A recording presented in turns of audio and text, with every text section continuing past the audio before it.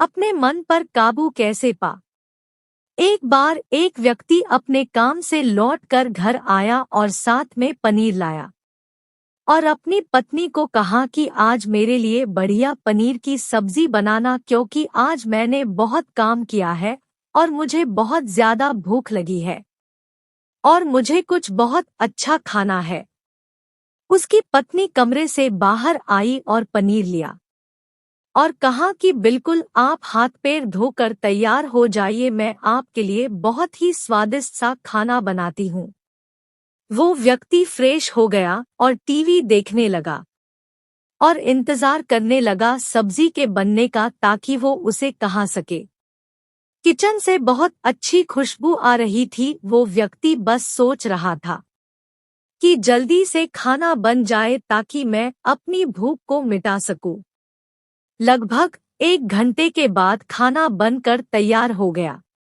स्वादिष्ट सा भोजन अब खाना लगने ही वाला था कि उस व्यक्ति ने अपनी पत्नी से पूछा कि खाने में नींबू है कि नहीं, क्योंकि मुझे पनीर की सब्जी में नींबू डालकर खाना है। लेकिन पत्नी ने कहा कि नींबू तो खत्म हो गए, आपसे कहा था लेकिन आप भूल गए। व्यक्ति ने अपनी पत्नी से कहा कि रुको रुको, अभी खाना मत लगाओ, क्योंकि नींबू के बिना खाने में बिल्कुल मजा नहीं आएगा। तो मैं अभी गया और अभी नींबू लेकर आया। वो व्यक्ति वापस से कपड़े पहनकर तैयार हुआ और नींबू की पास वाली दुकान पर गया। जब वहां पर देखा तो नींबू नहीं थे। उसका दिमाग क्रोध से भर गया। उसने सोचा कि यार, उसके पास नींबू नहीं है, चलो थोड़ी आगे वाली दुकान पर जाता हूँ, शायद वहां नींबू मिल जाएगा। वो थोड़ा और आगे गया, लेकिन वहां पर भी नींबू नहीं मिले। अब उसने सोचा दूर की सब्जी मंडी चला जाता हूँ, वहां से नींबू लेकर आऊंगा, क्योंकि नींबू के बिना सब्जी में मजा नहीं आएगा। करीबन आधे घंटे के बाद वो करीब के सब्जी मंडी में पहुंचा। वहां पर उसे नींबू मिल गया और वो बहुत खुश हुआ कि चलो नींबू मिल गया और अब मैं घर में जाऊंगा और सब्जी में नींबू डालकर अच्छे से सब्जी खाऊंगा। अब वह खुशी खुशी नींबू लेकर घर आया और अपनी पत्नी से कहा कि जल्दी से सब्जी गरम कर दो, रोटी गरम कर दो और नींबू काट, ताकि मैं अच्छे से खाना खा सकूं।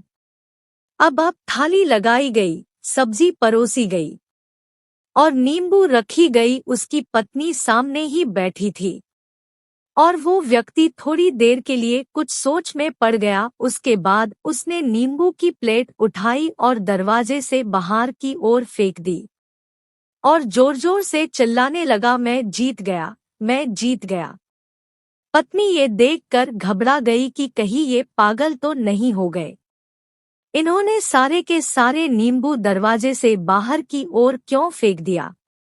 उस पत्नी ने उस व्यक्ति पर चिल्लाया और कहा कि आप पागल हो गए हैं, अभी तो इतनी देर तक नींबू के बारे में पूछ रहे थे और अभी जब नींबू घर पर ले आए और खाने बैठ गए तो आपने इन नींबुओं को दरवाजे से बाहर फेंक दिया और अब चिल्ला रहे हो कि मैं जीत गया, मैं जीत गया।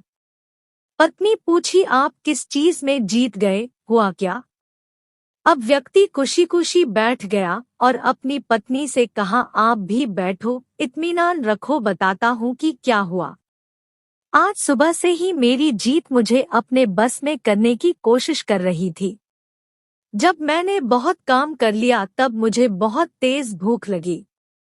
जब मैं घर पर आया तो तुमने बहुत ही स्वादिष्ट सब्जी बनाई, उसकी खुशबू मेरी नाक में गई। फिर मेरी जीभ ने कहा कि इसे अब नींबू चाहिए। मैं पास वाली दुकान पर गया, लेकिन वहां नींबू नहीं मिले। थोड़ी और दूर गया, वहां पर भी नहीं मिले। तो मुझे उसने और दूर लेकर गई, मैं उसके वश में आ गया और जैसी ही वह कहती रही वैसा मैं करता गया। अब मैं वैसा ही करता गया जैसा वो मुझसे करवाती गई, लेकिन अंत में मैंने विजय प्राप्त कर ली। मैंने उसे उठाकर बाहर फेंक दिया और कह दिया कि तुम्हारा मुझ पर कंट्रोल नहीं है, बल्कि मेरा तुम पर कंट्रोल है और मैं जीत गया।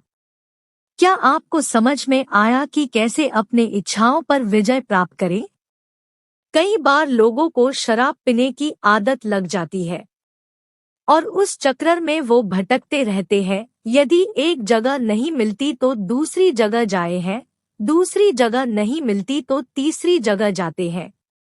और अक्सर युवाओं के साथ ऐसा जरूर होता है कि वो शराब पीने के लिए बैठते हैं, सारी शराब खत्म हो जाती है। उसके बाद एक ना एक व्यक्ति जरूर कहता है कि यार और चाहिए के चक्कर में शराब ढूंढने के लिए निकलते हैं, देर रात हो जाती है। वो भटकते रहते हैं, एक जगह नहीं मिलती तो दूसरी जगह जाते हैं, दूसरी जगह नहीं मिलती तो तीसरी जगह जाते हैं और अपने समय, पैसे और अपने आप को बर्बाद करते रहते हैं। यदि आपने अपनी इंद्रियों पर विजय प्राप्त नहीं किया तो आप भी नींबू की खोज में सिर्फ भटकते ही रहेंगे और हमेशा परेशान रहेंगे। इसीलिए अपनी इंद्रियों पर काबू पाइए और अपनी जीवन को खुशी खुशी बिताइए।